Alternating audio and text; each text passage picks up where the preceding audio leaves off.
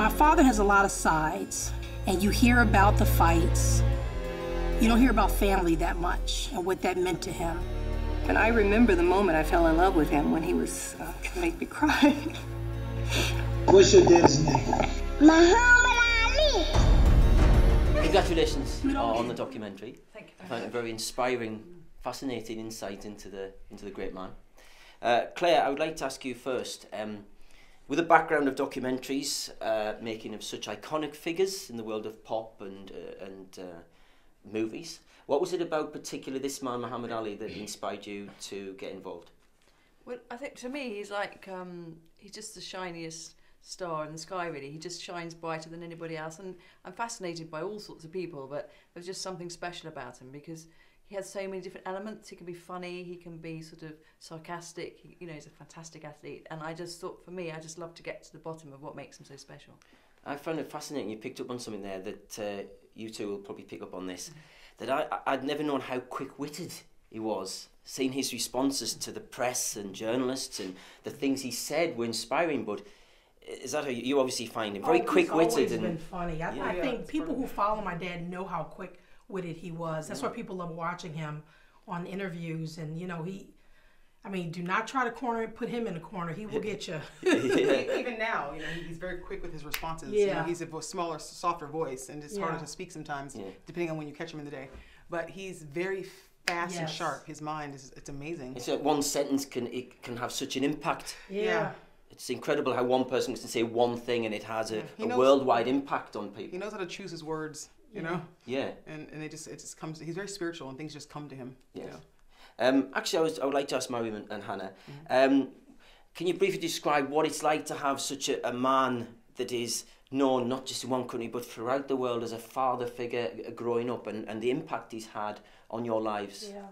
I mean, I've never known him not famous, and the biggest impact for me is the humility, living. I mean, I look like him, and, he always taught us, people are going to treat you different, but you're not better than anyone else. You're equal to everyone, and because your name is Ali, do not let that go to your head. And just the balance of physical and spiritual and mental, that balance. And also, I believe I have great discernment because of him, because of all the people, the myriad of people around him. I'm very good at picking up characters and personalities because I was always surrounded by so many people. But, we see it as a blessing and a lot to learn from. He taught us a lot of worldly things, spiritual things. And as you can see in the film, he wanted to share everything with us. He wanted our opinions on his fights. He wanted to know, what our purpose in life is. He really engaged us. So to have such a worldly figure and to have him engage us at the same time, it gave us great education. In particular yourself, as a young lady growing up at around about the age of about 6 or 7 when he was, the Joe Frazier fight, 11. The George Foreman fight. I was around a little older than that. Yeah. Around that time when you could take things in. Yes. What memories have you got in particular of that time, of those fights around the mid-70s? There was a love-hate relationship with him and the public. We got caught both of it. People in my school, some of their fathers couldn't stand my dad, and then you had people who loved him. But what I got out of it was his determination to be who he was, regardless of what people thought. And I live my life that way. You can love me or hate me. I'm going to be who I am. I'm going to respect you, but I'm not going to falter because of what you want me to be. And that's what I learned the most about from watching my father's fights. He would always tell me time is going to fly. He could foresee things and knew how important those things would be. It was unbelievable, the power that this man had. And the little boy said, I got leukemia. And Ali said, I remember I told you that you are going to beat cancer and I'm going to beat George Foreman. And the little boy said, no, Muhammad, I'm going to meet God. And I'm going to tell him that I know you. Claire, to touch on the actual filmmaking aspect of it, there's many clips in this documentary that have never been seen before, and for me that was the most fascinating thing. Seeing things that I've never seen, the home footage, the anecdotes, the speeches, that was really fascinating. How did you go about collating that, getting all those clips, and was that your vision from the start to make something that was going to be different from any other documentary about him? Well, I just thought I'd make a documentary that would please me in a way. And so the things I was interested in, just turned out everybody else was. And there's so many, all the boxing documentaries all look more or less the same. They're always the interviews in a hotel room, or you never actually get any sort of actuality. You never really get to get a sense of what he's like as a man, and that's what I aim for. And then Russ Routledge, the super fan that came over, you know, from Newcastle, he had that footage he's never shown anybody for 30 years. He's never, so in the same way that I pestered you for about a year about your tape recordings, I also pestered poor Russ, you know. Yeah. And that's great to see that footage, you know, of Layla and Hana in the car. Yeah. It's just, it's a really interesting aspect. But the footage, I wanted to get the inner circle, and the footage had to back that up. So if Gene's talking about something, you always see him in the archive. And equally with Rachman, we took him back to Louisville, which is brilliant because, and that's something that the film touches on. You know, when he asks you about your sense of purpose, I've never known anyone like Ali have a sense of his own destiny, because when I said to Rachman, you know, what was he like as a boy? Was he playing? Was he naughty and everything? And he said, oh, he used to run along the side of the school bus. And I said, well, why was he doing that? Aged 8, where was he going? And how embarrassing, because if my brother did that, I'd be mortified. And they said, we always knew it was just, you know, Muhammad, he was just doing his own thing. Or Cassius Clay, as he was then. And so I said, what did you used to do? And he said, we used to lie out on the grass and look up at the stars. And he said, one day I'm going to be the most famous man on planet Earth. And he did it. And that kind of, just in a way, that's kind of that beginning of the film, when it starts off with the Cadillac. He says, I knew what I wanted to do at the age of 12 years old. You know, this sense of destiny he's always had. I find fascinating. So in effect, you've made a documentary that can inspire a boxing fan, a sports fan, but also somebody who's probably never had any interest in the sport, or even in boxing in particular. They can go and see this documentary and be inspired and say, wow, this is somebody really special. Well, that was kind of my aim, because I knew nothing about boxing. I mean, you know, I haven't been to a boxing match even, so...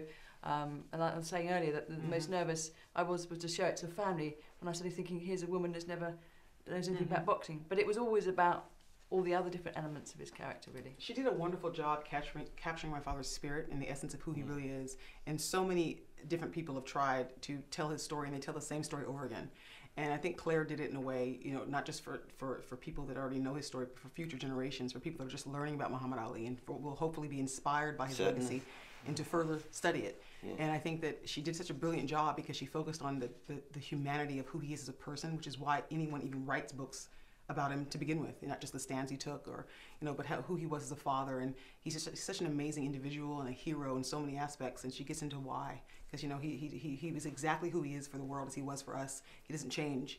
You know, his spirituality, the love in his heart, the conviction, it's present throughout all the stages in his life, even now. Is that predominantly what you think the audience are going to take away from this, really? I think spiritual side and everything else? The biggest thing I think that people will come away with is love and inspiration, and of just the incredible human being and person that he is. Because he's so amazing. You know, my father is such an amazing, sometimes I just sit back and think, wow, you know, I tell him all the time, he's the 8th wonder of the world. He needs to go down in history as the 8th wonder of the world. George Foreman, how you doing? He whispered in my ear, "That all you got, George?" And that was about all I had. This is a microphone, and when you get to be a big girl, I'm gonna play this back so you can hear. I was the Concorde of boxing. I was at a higher altitude than the rest, moving faster than the rest, but you just have to get used to riding on jets again. You can't ride Concorde now. What was your first reaction when you actually sat down and saw it in the viewing room?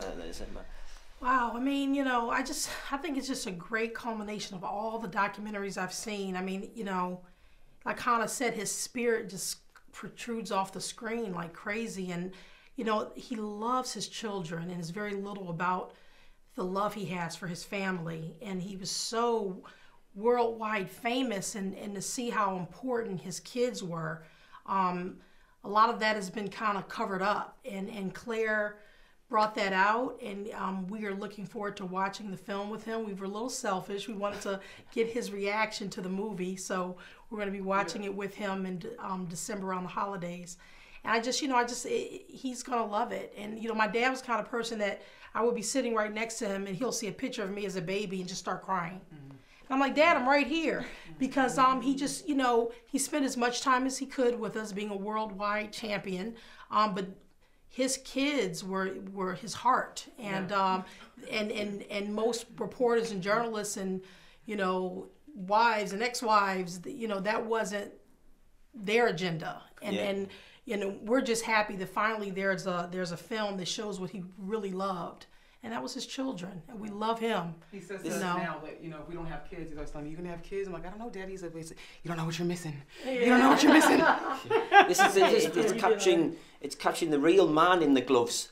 Not just the boxer, isn't it? It's the person rather than, a lot of people over the years might have just seen the boxer, but now we're going to see the real inspiration, the real man behind the history. The man behind the legend. See, my father was willing to give up boxing, but he was never willing to give up his family or children. The boxing was always just a means to an end.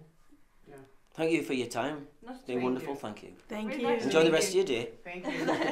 Glad you could understand me. Purple's your color. Oh, stop your flirting. He actually said, "I don't want you to be like me, I want you to be better than me."